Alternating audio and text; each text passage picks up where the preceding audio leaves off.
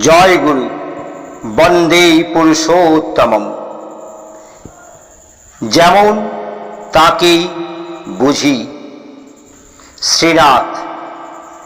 গুরু ব্রহ্মা গুরু বিষ্ণু গুরুদেব মহেশ্বর গুরুদেব পরম ব্রহ্ম তস্मै শ্রী গুরবে নমঃ। যার প্রতি তুমি শ্রদ্ধাযুক্ত তুমিও তেমনি হয়ে পড়ো। তুমি যদি শ্রেষ্ঠে শ্রদ্ধান্বিত হও তবে তুমিও শ্রেষ্ঠ হবে। যদি শ্রেষ্ঠতমে যুক্ত হও তবে শ্রেষ্ঠতমেরই অনুরূপ হবে। আর যার সত্তার যেমন প্রকৃতি সে তেমনি প্রকৃতি বিশিষ্ট সত্তার প্রতি শ্রদ্ধান্বিত হয়। সত্তানুরূপা সর্বস্ব শ্রদ্ধা ভবতি ভারত। শ্রদ্ধামহং পুরুষ যো যশ্রদ্ধ স এব স।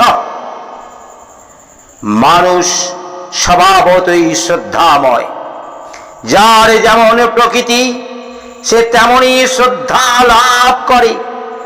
আর যার প্রতি শ্রদ্ধা সংযুক্ত হয় সে বস্তুত তাই। মানে প্রকৃতি তার স্বভাব অনুযায়ী আশ্রয় খোঁজে। সমস্বভাবযুক্ত আধারে এসে সে স্থির হয়। তখন ধীরে ধীরে তার আশ্রয় সত্তার যাবতীয় খুঁটিনাটি চরিত্র তার মধ্যে আশ্রয় পেতে থাকে। কারণ শ্রদ্ধা মানুষকে অনুসরণ করায়। যার প্রতি তোমার শ্রদ্ধা প্রতিষ্ঠিত হয়েছে তুমি তাকে অনুসরণ করবেই। অনুসরণ করে করে তার মতো হতে থাকবে। একদিন দেখা যাবে সে আর তুমি এক। শ্রদ্ধাই তোমার জননী। এই শ্রদ্ধা হলো স্বভাবজ বস্তু। সমান জায়গায় গিয়ে স্থির হওয়ার স্বাভাবিক প্রবৃত্তি। কাজেই শ্রেষ্ঠের প্রতি শ্রদ্ধা অর্জনীয় বস্তু। যদি এক ধাপ উপরে উঠতে চাও তো সেই ধাপে ভর করে তোমার দেহকে উপরে ঠেলবে না। জল সমতল হয়ে দাঁড়ায়, তাকে উপরে তুলতে হবে হলে কৌশল অবলম্বন করতে হয়। উচ্চে শ্রদ্ধা যদি স্বাভাবিক না হয় তবে যে শ্রদ্ধার সাধনা করো তা কিন্তু ঠিক হবে না।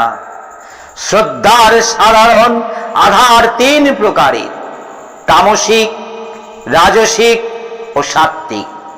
সাত্ত্বিকী শ্রদ্ধাই হলো শ্রেষ্ঠ শ্রদ্ধা। সত্ত্বগুণ সম্পন্ন পুরুষের প্রতি শ্রদ্ধাই সাত্ত্বিক শ্রদ্ধা।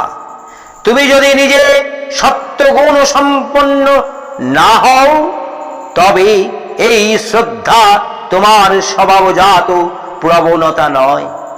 এই শ্রদ্ধা তোমাকে অর্জন করতে হবে। যারা বলে ঈশ্বরে টানলে হবে, তিনি যেমন করাবেন তেমনি তো করব, তারা এই অর্জনের দিকটা উপেক্ষা করে। ঈশ্বর যেমন করাচ্ছেন তেমনি করছি, সেটা হলো মদ্রূপী ঈশ্বরের কর্ম। যে ঈশ্বর আমার আধারে বসে আমি হয়ে রয়েছেন সেই জীবসত্তার দ্বারা আচ্ছন্ন ঈশ্বরের লীলা। এই মদ্রূপী ঈশ্বরের নির্দেশে আমি আমার মনের মতো পাত্রেই শ্রদ্ধাযুক্ত হচ্ছি।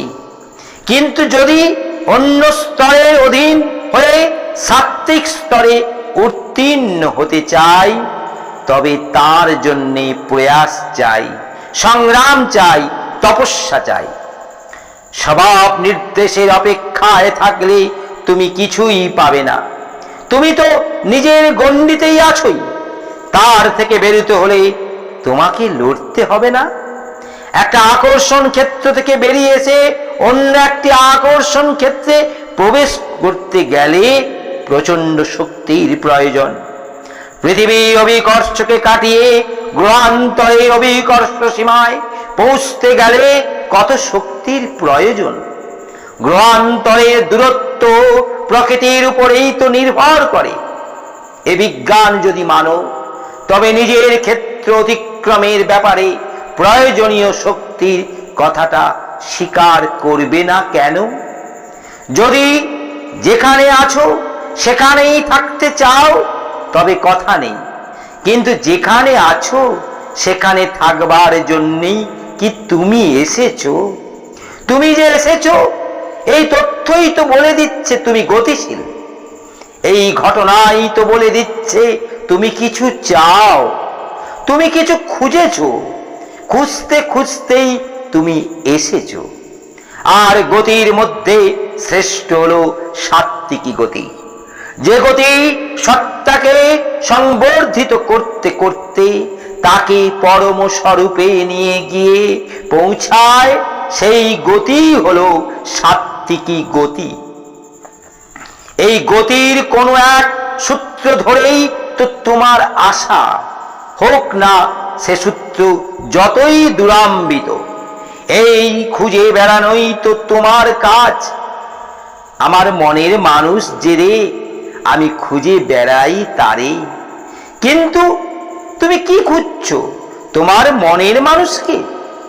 গীতায় যে সত্তানুরূপা শ্রদ্ধার কথা বলা হয়েছে, সেটা হলো সমস্বভাবশ্রয়ে সংযুক্ত হবার স্বাভাবিক প্রবৃত্তির কথা। সেই জন্যেই তো সত্য, রজ, তম হিসাবে 3 শ্রেণী। কিন্তু যে শ্রদ্ধা তোমাকে অর্জন করতে হবে, যে শ্রদ্ধার পাত্রে তোমাকে আত্মনিবেদন করতে হবে, এবং আত্মনিবেদনের মাধ্যমে যে শ্রদ্ধেয় পুরুষের সাত্ত্বিকী গতি নিজের মধ্যে সঞ্চারিত করতে হবে, এই মনের মানুষ হলো সেই অর্জিতব্য শ্রদ্ধার পাত্র। এমন তোমার অকৃত সত্তার মন নয়, এ তোমার আদিকালের আপন মন। যে চৈতন্যের জীবক বিগ্রহ তুমি, সেই সনাতন চৈতন্য মনোরূপে আজও তোমার মধ্যে বিরাজিত। তবে তাকে তুমি তোমার জীব সংসারে আচ্ছন্ন করে রেখেছ। কখনো এক ফালি মেঘমুক্ত আকাশের জানালা দিয়ে ভাঙা চাঁদের মতো সে এক লমার জন্য উঁকি দেয়। তখন খোঁজো খোঁজো রব পড়ে যায়। সেই মনের মানুষ যদি হেলায় হারিয়ে যায়, তবে দু চোখে কত জল আসে, যা দিয়ে তার খেসারত দেবে। এই চেনা চেনা অচেনার মনের সামগ্রীটিকে লক্ষ্য করেই রবীন্দ্রনাথ গীত গেয়েছেন, আমি চিনি গো চিনি তোমারে ওগো বিদেশিনী। মনের মানুষ হয়েও সে এখনো বিদেশি। বিশ্ব ব্রহ্মাণ্ডময় ভ্রমণ করেও এর পূর্ণ পরিচয় তোমাকে পেতেই হবে। তার সঙ্গে মিলিত হতে হবে। তার দেখা পেতে যে তপস্যা ও যোগের প্রয়োজন, সে কথা গীতাতে শ্রী ভগবান বলেছেন। যতন্ত যোগিনশ্চিন্নং পশ্যন্ত তন্মবৈস্তম যতন্ত হো মৃপকীতাত্মন নয়ং পশ্যন্ত চেতস্ব। প্রযত্নপরায়ণ অর্থাৎ তপস্যাশীল যোগীগণই নিজের মধ্যে একে দর্শন করেন। কিন্তু যে অকৃতাত্মা অর্থাৎ অসংস্কৃতি চিত্ত, ওই চৈতন্য রহিত, সে দেখা পায় না। কাজেই সেই সংস্কারযুক্ত চৈতন্যময় নিজস্ব মনকে আবিষ্কার করতে হবে আগে। তবে সেই মনের চক্ষু দিয়ে সে অবিকৃত পুরুষকে প্রত্যক্ষ করা যাবে নিজের মধ্যে। কিন্তু সেই মনকে উদ্ধার করবে কেমন করে? কেমন করে খুঁজে নেবে নিজের স্বরূপকে? ওই পুরুষোত্তম যোগের এই পঞ্চদশ শ্লোকে ভগবান নিজেই দীপ্ত কণ্ঠে তার জবাব দিয়েছেন। সর্বস্ব চাহং হৃদি সন্নিবিষ্ট মত্ত স্মৃতিজ্ঞানমোপহঞ্চ বেদৈশ্চ সর্বৈরমেব বেদ বেদান্ত কৃদ বেদ বিদিব চাহম। অর্থাৎ আমি সকলের হৃদয়ে সন্নিবিষ্ট হয়ে আছি। আমা থেকে স্মৃতি এবং জ্ঞানের জন্ম, আমা থেকেই তাদের বিলয়। আমি চতুর্বেদের প্রতিপাদ্য, আমি বেদান্তের জনক এবং আমি বেদজ্ঞ। এখানে আমি বলতে বসুদেব পুত্র মানুষরূপী শ্রীকৃষ্ণ স্বয়ং, যিনি এই বাণীর প্রবক্তা। দ্বিধার কোনো অবকাশই রাখেননি তিনি। পরিষ্কার বলেছেন, আমাকে গ্রহণ করো, আমাকে অনুসরণ করো, আমাকে বোঝো, আমাকে সর্বস্ব করো, একমাত্র করো। আমাকে পেলেই তোমাকে পাবে। আমি তুমি, আর তোমাকে দিয়ে তবে আমাকে পেতে হবে। তোমাকে যত সমর্পণ করবে তত দেখবে আমি তোমার মধ্যে জেগে উঠেছি। যত আমি তোমার মধ্যে যাচ্ছি ততই তোমার আত্মধার হচ্ছে, আত্মদর্শন হচ্ছে। সরসজ্জায় শুয়ে অন্তিম কালে কুরু পিতামহ বিশ্ব কৃষ্ণের কাছে প্রার্থনা করলেন, হে কৃষ্ণ, তুমি তোমার প্রশান্ত পুরুষোত্তম মূর্তিতে আমার সামনে কিছুক্ষণ অপেক্ষা করো। আমি তোমাকে শেষবারের মতো দর্শন করে ভগবদ্গত হই। ভীষ্মের প্রার্থনা পূরণের জন্য কৃষ্ণ তার প্রসন্ন হাসারুণ নেত্রদয় দ্বারা সেই সত্য সন্ধ প্রাজ্ঞ পুরুষের প্রতি দৃষ্টি নিক্ষেপ করে স্থিরভাবে দাঁড়ালেন। তখন বিশ্ব স্বগত হয়ে বললেন, আমার মন বিতৃষ্ণামতি হোক, কিন্তু গত তৃষ্ণ হওয়াই শেষ কথা নয়। ওটা শুষ্ক বৈরাগ্যবাদীদের চরমলভ্য হতে পারে। ভক্তের বাঞ্ছা ভগবান পদে স্থিরমতি হওয়া। জ্ঞানী প্রবর বিশ্বের মন শেষ লগ্নে ভক্তি রসে ভিজেছে। তিনি কেবল মনের তৃষ্ণার আয়ত্ত নিয়ে বিদায় নিতে চাইলেন না। তাই স্বগত বাচনে একসঙ্গে দুটি প্রার্থনাই করলেন। প্রথমে বললেন, যেন বিতৃষ্ণমতি হই। পরে দ্বিতীয় প্রার্থনায় বললেন, সেই বিতৃষ্ণমতি যেন সাতত পুঙ্গব কৃষ্ণমূর্তিতেই চিরস্থাপিত হয়। ভীষ্ম কৃষ্ণকে বাদ দিয়ে কৃষ্ণবাদের দিকে ঝোঁকেননি। তিনি বাসুদেবের কৃষ্ণে স্থির চিত্ত হতে চেয়েছেন। এই হলো বুদ্ধিমানের কাজ। বাদের পিছনের প্রবক্ত ব্যক্তিটির প্রতি প্রেম না হলে বাদ দুদিনেই বাদ পড়ে যায়, কিংবা কদর্থের উৎস হয়ে বাদ বিতণ্ডায় পর্যবসিত হয়। কাজেই চেপে ধরো তাকে, ভালোবাসো বিকল্পবিহীন পুরুষোত্তমকে। তার চরণ ধ্বনি শ্রবণ করো অন্তরের কর্ণ দিয়ে। আবার পাশাপাশি শোনো জৈমিনী মুনির কথা। তিনি অনেক মাথা খাটিয়ে ঘেমে ঘুমে শেষকালে বললেন, ঈশ্বরকে মানবার দরকার নেই। বললেন, ফল কর্ম সাপেক্ষ, যেমন কর্ম করবে তেমনি ফল পাবে। এর মধ্যে ভগবানের কোনো ভূমিকা নেই। বললেন, বেদ বর্ণিত যজ্ঞ করলেই বেদ বিহিত সুফল পাবে। মাঝখানে ঈশ্বরের দরকার হচ্ছে কোথায়? কথাটা মন্দ নয়, তবে জৈমিনী দর্শনকে মানতে হলে আগে জৈমিনীর অস্তিত্ব মানতে হয়। যে কোনো কথার পিছনে সেই কথার কথকের অস্তিত্ব স্বীকার করতে হয়। যে ঈশ্বর দেখা যায় না, সেই ঈশ্বরকে না মানলে দেখা জগতের শেষ বিশ্লেষণটা অসমাপ্ত থাকে এই মাত্র। ওতে জ্ঞানের ঘোড়া বাজি জিতে আসতে পারে না, মাঝখানে হুমড়ি খেয়ে থাকে। কিন্তু যে জগৎ দেখছো, সেখানে তোমার উপর পুরুষ আছে, নিম্ন পুরুষ আছে, সেখানে সভ্যতা সংস্কৃতির একটি প্রবাহ আছে। আর সেই প্রবাহে যারা নিয়ত সলিল সংযোগ করে চলেছেন, এমনতর কিছু মানুষও আছে। এই মানুষগুলোই সকালের এবং পরবর্তীকালের মানুষদের এগিয়ে যাবার গতি দিয়েছে। এই নিঃশেষহীন নিরাবর্ত প্রেরণা প্রবাহী বেদ। বেদ কোনো একজনের অবদান নয়, ক্রমবিবর্ধনশীল জীবনবাদের দ্রষ্টা, যুগ যুগজীবী ঋষিদের সম্মিলিত সিদ্ধির ফল। কালে কালে যুগে যুগে বেদ স্থিততর হতে চলেছে। এই কারণেই বেদ অপৌরুষ। আবার এই কারণেই বেদ মানলে বেদ প্রবাহের শরীর সঞ্চারক পুরুষদেরও মানতে হয়।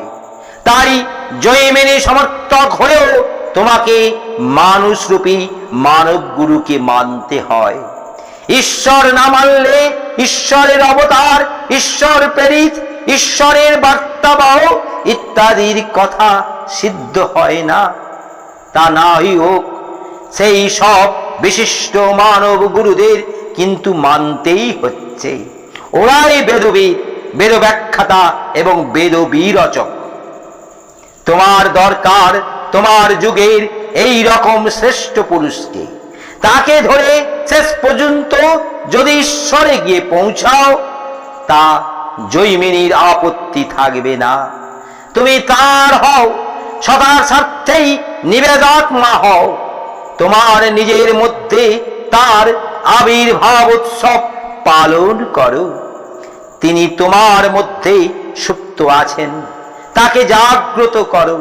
তখন ধীরে ধীরে তুমি তদ্রূপ হতে থাকলে এই হলো তোমার অন্তরস্থ শ্রেষ্ঠ সম্ভাবনার পরিপূর্ণ বাস্তবায়ন।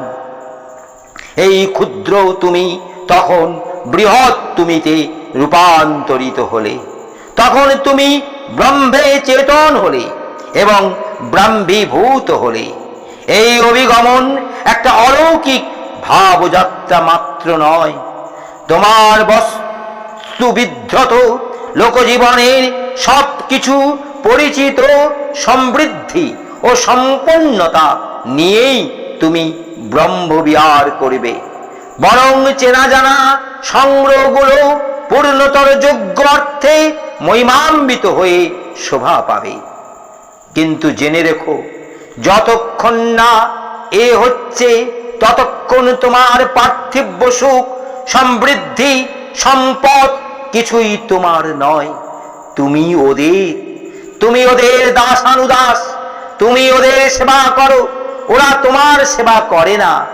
তুমি যদি রাজা হও, তথাপি তুমি সিংহাসনের দাস, মুকুটের দাস।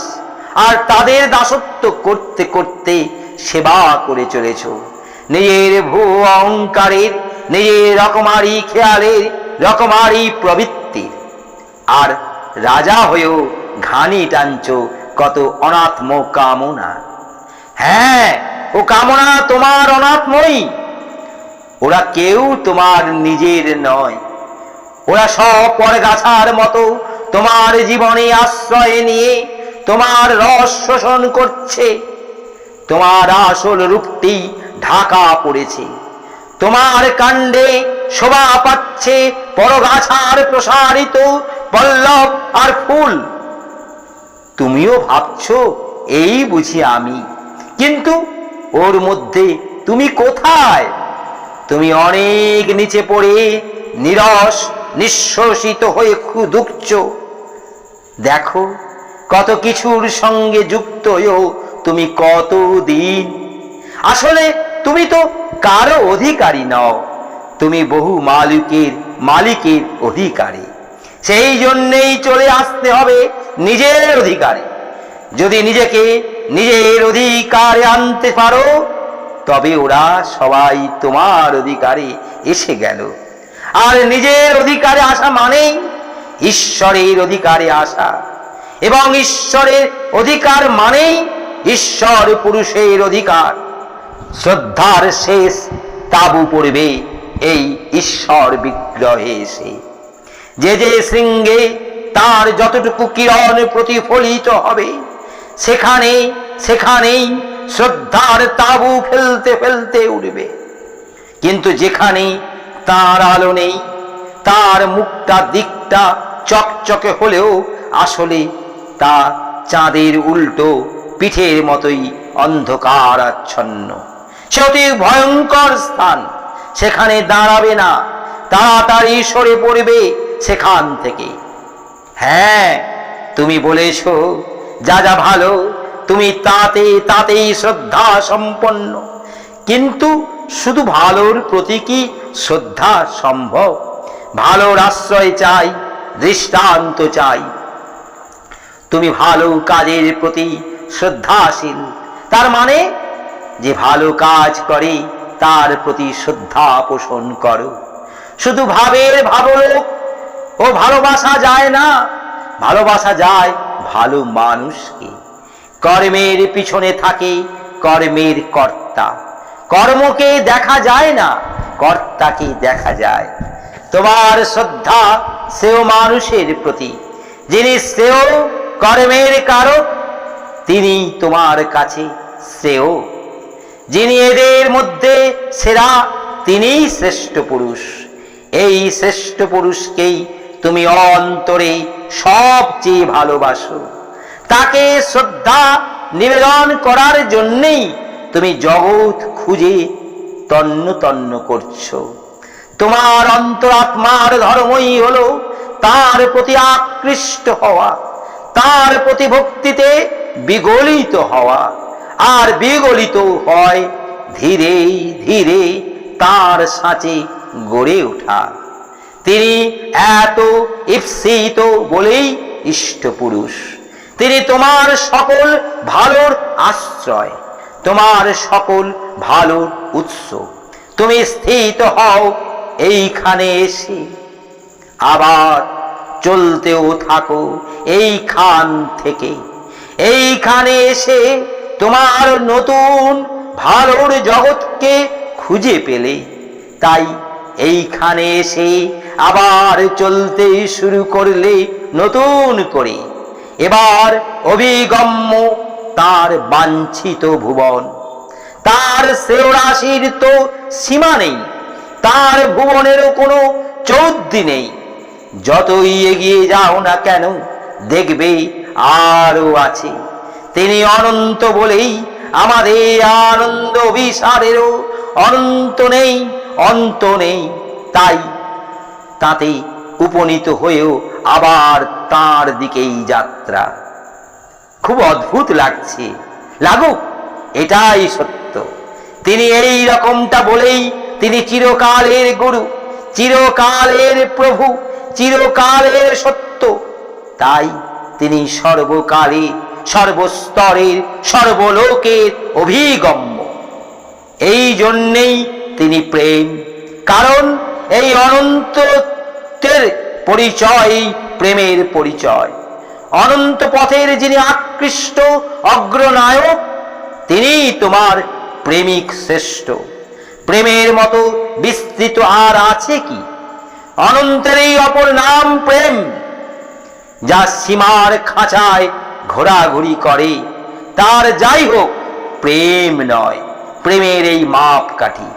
যাকে সচরাচর প্রেম বলে ভাবা হয়, সে হল মোড় দিক ভ্রান্ত ভাবনার ক্রৈবচার।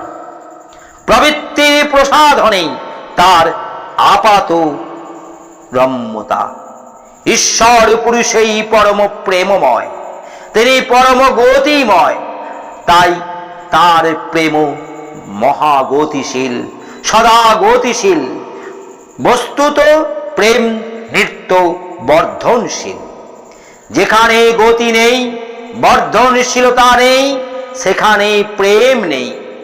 তাকে যদি প্রেম বলো, তবে সে প্রেম শব্দ হবে কাম শব্দেরই নামান্তর।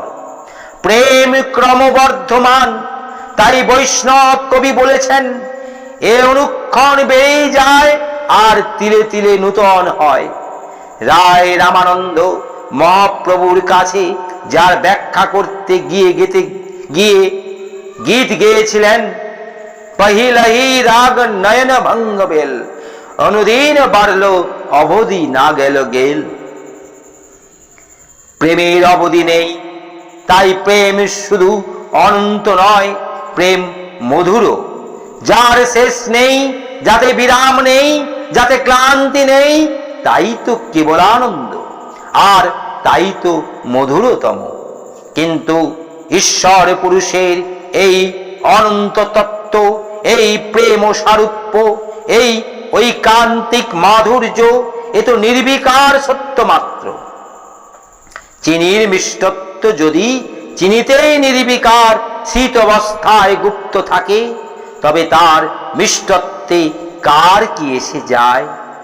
যে তার মিষ্টত্বের স্বাদ গ্রহণ করেছে, তার কাছেই তার মহিমা প্রকট হয়েছে।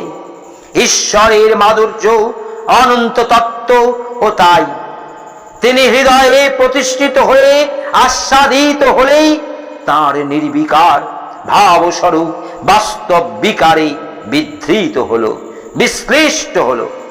তিনি যে পরম রমণীয়, তখনই তা জানা গেল। পথের বর্ণনা কে দিতে পারে? যে পথে চলেছে সেই দিতে পারে। পথ হ্রস্ব না দীর্ঘ না অশেষ, তাই বা কে বলতে পারে? তাও পারে ওই পথেরই পর্যটকই। কিন্তু দেখো, ঈশ্বর পুরুষ যে অনন্ত এবং অখণ্ড প্রেম স্বরূপ, তা তুমি বুঝবে কেমন করে? তার এই পরিচয় তো তুমি উদ্ঘাটন করবে। তার অনন্ত তত্ত্ব তুমি বুঝবে কেমন করে, যদি না মাপতে গিয়ে দড়িতে না অকুলান হয়? তার প্রেম যদি উস্কে না দাও, তবে তিনি কত প্রেমের আধার তা জানবে কি করে? কৃষ্ণ প্রেমের স্বরূপ নির্ণয় করতে তাই তো প্রয়োজন হয়েছিল কৃষ্ণময়ী রাধার। অন্যে কৃষ্ণ প্রেম কতটুকু বুঝতে পেরেছিল? যে যতটুকু প্রেমও দিয়েছে, তার প্রেমও ততটুকু বুঝতেই পেরেছে। যে কিছু মাত্র প্রেমও দেয়নি, তারও জন্যেও তার প্রেম উন্মুক্ত ছিল। কিন্তু সে যদি প্রত্যাখ্যান করে থাকে, তবে তার কাছে তার প্রেমময়তার দাম কি? অরি তাকে উপযুক্ত অরিরূপেই বুঝতে পেরেছে। তিনি যেন অনন্ত প্রেমের ঘুমন্ত তুষার। তোমার হৃদয়স্থ প্রেমের তাপ দিয়ে তাকে গলাতে হবে, তখন দেখবে সেই বিগলিত প্রেমের বন্যা জগৎ সংসার প্লাবিত করেছে। শ্রী রাধা তাই করেছিলেন, নিজের প্রেম দিয়ে কৃষ্ণ প্রেমকে তরলিত করেছিলেন। তাই শ্রী রাধার কাছে কৃষ্ণ যত প্রেমিক, অন্যের কাছে তা ছিলেন না। শ্রী রাধা নিজের প্রেম দিয়ে কৃষ্ণ প্রেমের স্বরূপ নির্ণয় করে গেলেন। কৃষ্ণস্য প্রণয় জনেভু শ্রীমতী রাধৈকৈকা, কাশ্য প্রেয়সন্নুপম গুণা রাধিকৈকা নাচনং। শ্রীকৃষ্ণ প্রেমের জন্মভূমিকে কেবল শ্রীমতী রাধিকা, তার প্রেয়সী বাকে সেই নিরুপম গুণা রাধিকা ছাড়া দ্বিতীয় কেউ নয়। রাধা হলেন কৃষ্ণ প্রেমের জাগরণ ভূমি। কৃষ্ণের অনন্ত তত্ত্ব রাধার বোধেই আস্বাদিত হয়েছে। প্রেম দিয়ে প্রেমকে জানা, ভালোবাসা দিয়ে ভালোবাসার মাপ করা, তাই রাধা প্রেমের এত মহিমা। প্রেমের পরম সার মহাভাব জানি, সেই মহাভাব রূপা রাধা ঠাকুরানী। শুধু তাই নয়, রাধা ঠাকুরানী কৃষ্ণকে করায় শ্যামরস মধুপান। কি ঐশ্বর্যময় কৃষ্ণেরও নিজেরই অজানা। রাধাই তার প্রেম সারূপ্য উদ্ঘাটিত করে তাকে সেই প্রেম মাধুর্য আস্বাদন করালেন। তাই রাধাই হলেন কৃষ্ণ প্রেমের বিস্ফোরণ ভূমি। অন্য কথায় রাধা প্রেমই কৃষ্ণ প্রেমের গলনাঙ্ক। ঠাকুরের প্রেমের পরিধিও তোমাকে আবিষ্কার করতে হবে। তার গতিশীলতার অসীমতা, তার প্রেম করুণার অতলতা তোমার তদনুগতি দিয়ে উপলব্ধি করতে হবে। তুমি যত গভীরে প্রবেশ করবে তত তার গভীরতা অনুভব করবে। বক্তার মুখে শুনে সমুদ্রের বিশালতার কি বুঝবে বলো? মুখের সমুদ্র ছোট হলেই বা তোমার কি, বড় হলেই বা তোমার কি? আবার যদি শুধু কথারই কথা হয় তাহলেই বা তোমার কি? সমুদ্রের এক নাম রত্নাকর, ঠাকুরও রত্নাকর, অসংখ্য রত্নের অনধি আকর তিনি। কিন্তু তুমি যদি ডুবুরি না হও তবে সেসব রত্নের সন্ধান পাবে কেমন করে? যে ডুবুরি নয় তার কাছে সমুদ্রের রত্নাকর্তের কি দাম? তার কাছে সমুদ্র কেবল জলরাশি। তুমি যদি ঠাকুরকে ভালোবেসে তার ভালোবাসার অসীমত্বে প্রবেশ না করো তবে তোমার কাছে তার ঠাকুরত্ব অনুদ্ঘাটিত। তোমার কাছে তিনি সামান্য মানুষ। মধুর স্বাদ মিষ্ট, কিন্তু কার কাছে? যে পান করে তার কাছে। এই পান করে পরখ করে দেখার জন্য কিছুটা প্রীতি চাই। এই প্রীতি যদি স্বাভাবিক না হয় তবে তা অর্জন করতে হয়। সেই জন্যেই তো বৈষ্ণব মতে আগে রাধাই ভজনীয়। রাধা রানীর ভজনা করে রাধা প্রেমের দীক্ষা নিতে হবে। হৃদয়ে রাধা প্রেম না হলে কৃষ্ণ প্রেম অজ্ঞাতই রয়ে যাবে, অর্থাৎ ঈশ্বর রয়ে গেলেন অনাস্বাদিত। তাই প্রেম সাধকের গুরু হচ্ছেন রাধা। আবার রাধা প্রেম দুর্লভ বলে তার সহচরীদের সেবার দ্বারা তার নৈকট্য লাভের চেষ্টা করতে হবে। অর্থাৎ যে পর্যায়ের যোগ্য তুমি সেই পর্যায়ের দৃষ্টান্ত ধরেই প্রেম ভক্তির চর্চা করো। উদ্দেশ্য হলো ঈশ্বর পুরুষে গিয়ে সকল প্রেম আর ভক্তি সমর্পণ করে রাধা প্রেমের উত্তাপ দিয়ে তার অমেয় প্রেমকে বিগলিত করা। তখন তোমার চরিত্র আর লোককর্মের ঝরনামুখ দিয়ে অফুরন্ত ধারায় ঝরে পড়বে তার লোকমঙ্গল প্রেমের ধারা। অন্য পথে লোকমঙ্গল করা যায় না। অন্য পথে লোকমঙ্গল করতে যাওয়া মানে অন্যের ঘাড়ে নিজের প্রবৃত্তি এবং অভিপ্রায়কে চাপিয়ে দেওয়া। তোমার অভিপ্রায় যাতে আনন্দ পায় সেই হলো তোমার ভালো। অন্যের পক্ষে তা ভালো নাও হতে পারে। নিজের চিত্ত সুখ দিয়ে নয়, ঈশ্বর পুরুষের দৃষ্টিমুখ দিয়ে সকলের জীবনে মঙ্গলের সুরাবাড়ি ঢেলে দেওয়া যায়। কারণ তোমার চিত্ত কেবল তোমারই। তোমার চিত্তের সুখ তোমার নিজের অভিপ্রায়ের পূর্তিতে। আর ঈশ্বর ব্যক্তির কোনো জীবচিত্ত নেই। তার সুখ জগতের সুখে, জগতের কল্যাণে। তাই তাকে পরিবেশন করেই লোককল্যাণ সাধন সম্ভব। লোকের মধ্যে তাকে পরিবেশন না করে নিজেকে পরিবেশন করলে অহংকারেই সেবা করা হবে। তাই নিজের কল্যাণই চাও আর অন্যের কল্যাণই চাও। আগে চাও সর্বোত্তমকে, যা কল্যাণকর, যা সর্বকালের সর্বলোকের উচ্চ। তার প্রতি শ্রদ্ধার অনুশীলন করো। যা তোমার ভালো এবং সকলের ভালো তার ভালোবাসায় পড়ো। জয় গুরু, বন্দে পুরুষোত্তমম।